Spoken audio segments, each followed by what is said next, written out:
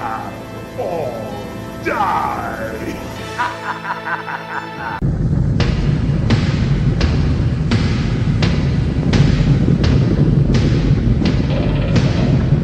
What's going on, Nation Gamers? Welcome back to yet another edition of the Kross Realm. If you don't have me on PS3, add me already. Kross22Dark. But I think you already knew the name, so there it is again, just to make sure. So definitely add me on PS3 if you have a PS3. But tonight's game of choice, I think this one has been long overdue, and this is one I've been wanting to talk about for a while. The House of the Dead. The House of the Dead.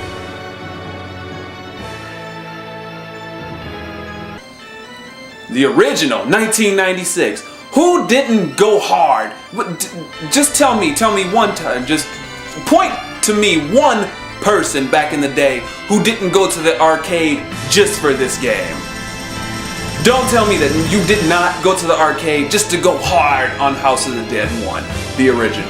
Now, the story of House of the Dead, many people don't know, House of the Dead it was like really popular here in the United States around the same time Resident Evil had hit around, but House of the Dead was only popular in arcades and the Sega Saturn. Just to let you know, it came out for the Sega Saturn a little bit. Few years. But the story of House of the Dead is Dr. Kyrian, who's this mad scientist, and he's got all these other scientists or whatever working on these experiments, and he's finally created this ultimate being that can truly put man in their rightful place, who can rule over man, and this ultimate being. And what he does is he wants to unleash this ultimate army of zombies to come and start chewing motherfuckers up and everything else like that. And it all starts out at the Kyrian. It's called the Kyrian case, and he unleashes all of these bio-zombie experiments, and they start terrorizing the mansion, and all the scientists start running free for their lives and everything like that. And Agent G and Rogan are on site. And this is, these are the two characters you can play as because it's multiplayer. So player 1 would be Rogan, player 2 can be G, or if you're if you're in the arcade, you want to just go as one person, you can be Rogan or G. The game, it was one of the really early godfathers of using the gun controllers. You know, back when you had to, you actually shot at the screen and to reload, you had to shoot off screen or whatnot.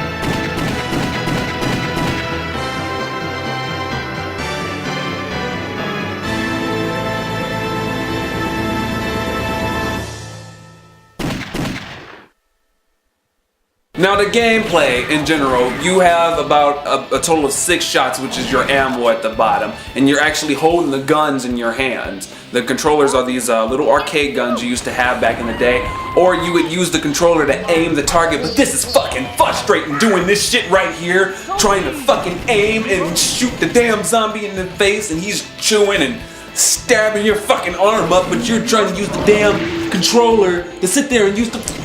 God, it was fucking irritating. Just use the gun to sticks. Just warning you, use the gun controllers. And your life are these 5 torches at the bottom. And every time an enemy hits you or attacks you in some way, you lose a torch. And if all the torches are out, that was game over.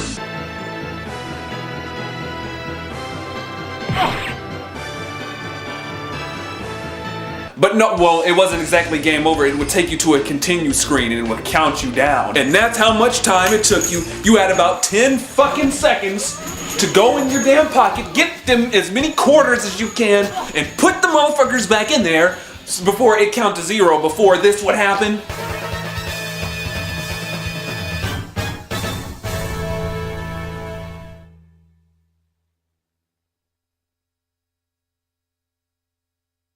That was the worst thing ever. There goes all of your hard work in that arcade. Yeah, when the torches had gone out, it was game over. But there was another cheap tactic people would use. Some people would play one player and they'd put, a token in Rogan and then put a token in G and use 2 guns, and it would give you a total of 10 torches.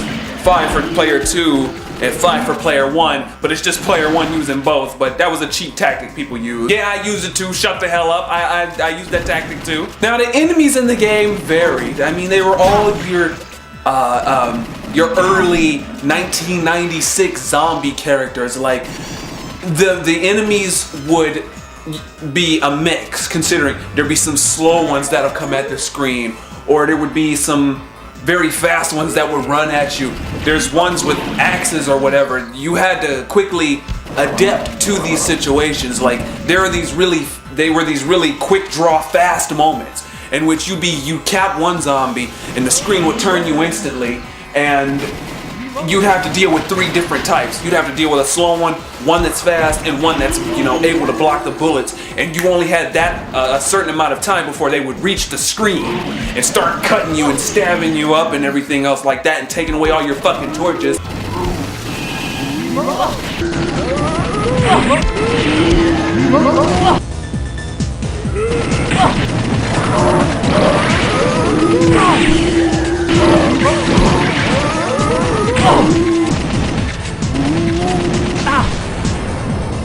Because if you were like me, this was you at the damn arcade. All right. But yeah, the game composed of a lot of quick-based and think-fast movements. You had to be able to cap all of them in an instant or whatnot. But and what it is the scientists are in the middle of it. Oh, the fucking scientists! Oh, they get on my damn nerve. They will run in the middle of your damn gunfire right there. They will run their fucking stupid asses right in the middle of you trying to fire a shot or whatnot.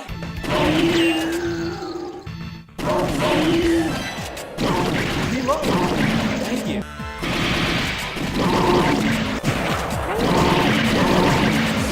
And if you shoot these scientists, you lose a damn torch. That's right, they take away your life. But if you save one of the scientists, they give you a life. They give you health, they'll give you a torch. But go ahead and shoot one of the motherfuckers and you lose one. Thank you. But that's what kept it from being repetitive. That's what kept it from being your typical gun controller repetitive shooting game. Was those regulations they had in them. You only had 6 shots. You had 5 torches. You could only get hit 5 times. The variation of the zombies, the variation of the enemies that came at the screen or whatnot. It made it a challenge for you. Were constantly on your toes or whatnot. It's not like you're played out first-person shooter or anything like that nowadays, because they knew how to switch it up and keep the pressure on you. You fight 4 bosses in the whole game.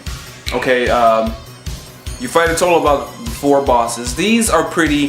The first boss can be extremely difficult, considering he's got this little fucking cherry pie button right here in his chest, and you gotta hit him in the chest otherwise, because he's doing this shit, and he's coming at the fucking screen with this big ass Tamagotchi sword, and he's fucking voodoo stepping at you, and he'll like slash at the screen and then kind of back away or whatever while he's wiggling his like dead bloody breast out of his damn metal plated bra or whatever, and you gotta hit that or whatnot. And then once you hit him, his armor completely shatters, and he's just like this big pink Majin Buu bubblegum fucking thing that you gotta blast the individual limbs off and everything like that. That was a neat boss.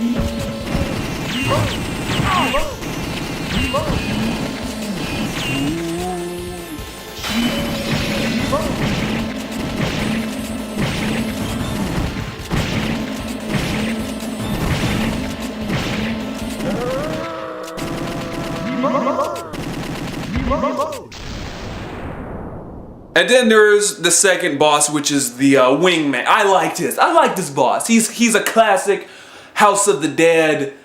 He's a House of the Dead original. He was this little wing guy, and he just flies around. He's got like dozens of bats behind him that he unleashes at you one at a time, which can be fucking frustrating, because after you shoot the damn bats, you're like on this little runway, and you're trying to you're aiming your gun controller to keep up with him. And he's coming up and he's fucking pimp slapping you repeatedly, like, why the fuck are you doing this to my baby bats? This is as far as you go. I'm finished you here.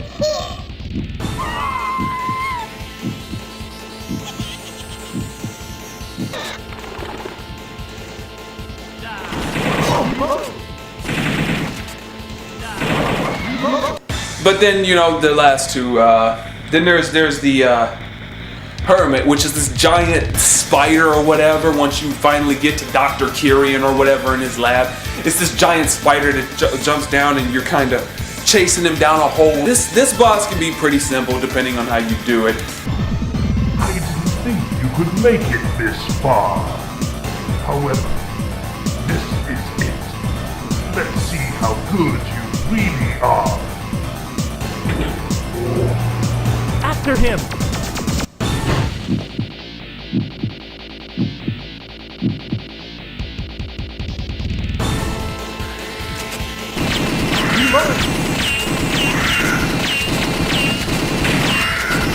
And then, last but not least, there is the fucking magician. The magician! Oh my god, this boss. Okay, first off, his weakness is unknown, but it's pretty obvious considering the big bloody pulsating joints popping out of the armor or whatever. You just hit those, obviously. They're only gushing with his liquidness or whatever. But this is a really difficult boss fight considering that all he does is he spams these fireball things at you, and he's fast, and he can move and make like 4 versions of himself, and he keeps taking his big ass fucking gorilla claw at you, and he's coming and he's fucking slashing you every time, and you gotta like hurry up and hit him or whatever. I do not know how many times I fucking had male abortions at the damn arcade system trying to hit this motherfucker. I swear, you try dealing with this. You try dealing with this continuously on a constant basis. This was what happened to me in the arcade.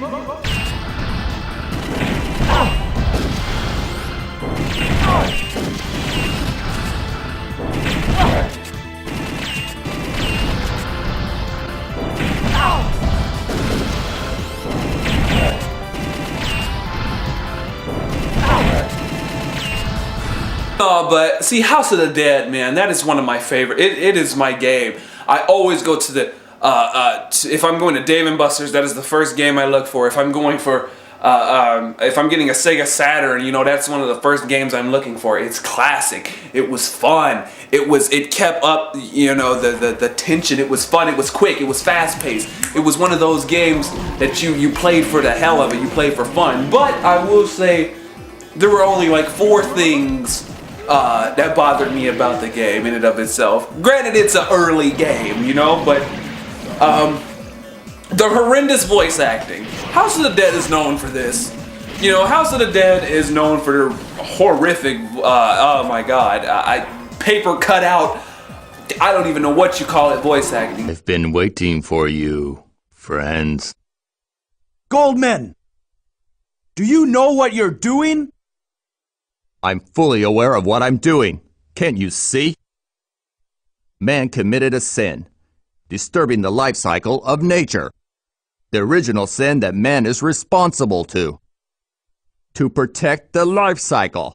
But, you know, that is excusable considering the age of this game. And the second thing that bothered me the most was that it was only a 4-stage game. It's literally only 4 stages long.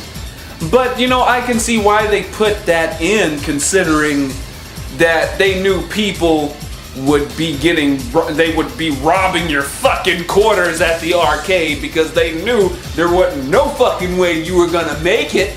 So they're saying, oh, just put 4 stages in there, it doesn't matter. These dumbasses, they're gonna sit there and they're gonna put all their quarters on just so they can get cut the fuck up repeatedly over and over again. It's not like they're gonna beat the game anyway, unless they buy it.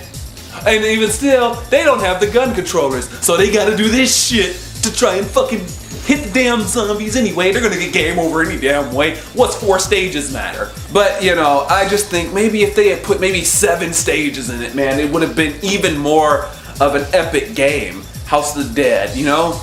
It is just, I wanted it to have more stages, more than 4. Like I said, just 7 would do. And then there's the third. You get game over way too quickly. Like, sometimes your shots aren't accurate enough to stop the damage in the game. And like I said, you're only awarded like 5 torches, and once those 5 torches are out, it goes to a continue screen. And if it counts down, that's the end of the game.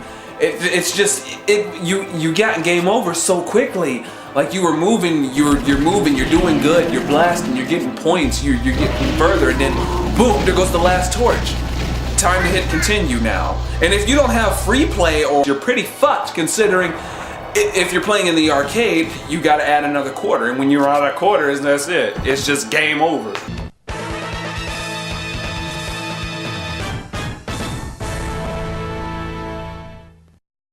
You know, House of the Dead has some amazing, it has some sweet replay value. You keep playing, because, you know, minus the fact that you keep dying repeatedly, like over and over and over again, you want to go back and keep playing it, because the game is so neat that it has alternate routes in the game. So say you take one route in the game, and say you play over, you can take the alternate routes and see where they take you, where the game takes you to the destination. I mean, yeah, it all leads to the boss of every stage, but it's so sweet how you can restart the game over and you can check out all these alternate routes and everything, and it's like more interesting enemies like respawn or whatever, and you know, it's sweet. I like how you can take those alternate routes. I just wish there was sometimes it was a bit more accurate, because you can be shooting at the screen, but your bullets go this way and that way, and I'm like, no, hit the motherfucker in his head! Hit him in the fucking head! I'm to the point where I'm just fucking throwing the controller at the damn screen, trying to hit the fucking thing! And fourth but not least, just the wallet rob. I will go to the arcade, and I blew $15. I blew about $15 playing this game. I'm not even kidding on you. I blew $15 trying to make it through this game. $15. Yeah, I know you're probably going, oh Kross, man, you're a fucking dumbass. You know how much that could have got you? That could have got you a damn game, a cheap PS3 game, or a few PS2 games in exchange and a damn pizza, and you would have called it a night. But no, here you sitting up here shooting fucking zombies because I'm shots on the goddamn House of the Dead damn arcade game.